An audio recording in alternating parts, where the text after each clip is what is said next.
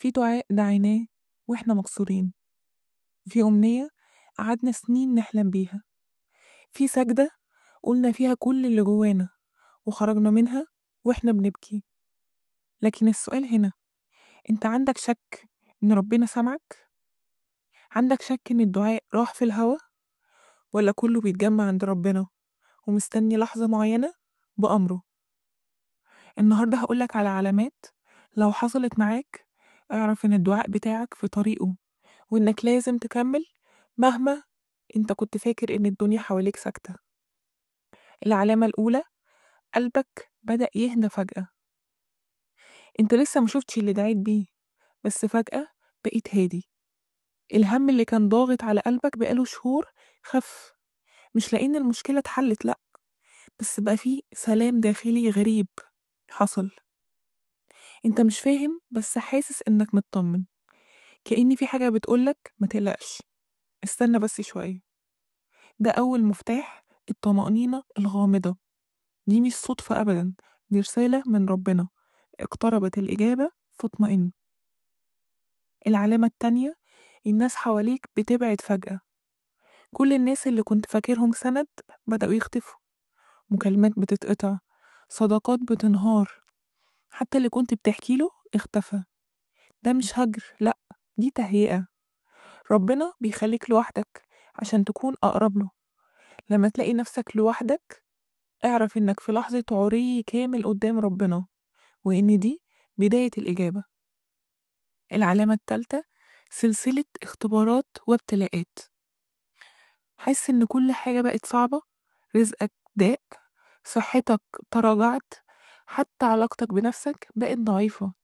ده مش غضب أبدا، ده التهيئة قبل الفرج. كل الأنبياء قبل ما ربنا يكرمهم اتعرضوا لامتحانات قاسية. سيدنا موسى قبل ما يشق البحر له بأمر ربنا طبعا اتزنق بين فرعون والماء. السيدة مريم قبل ما تولد سيدنا عيسى قالت يا ليتني مت قبل هذا. سيدنا محمد صلى الله عليه وسلم قبل الهجرة اتعرض لأقصى أنواع الأذى.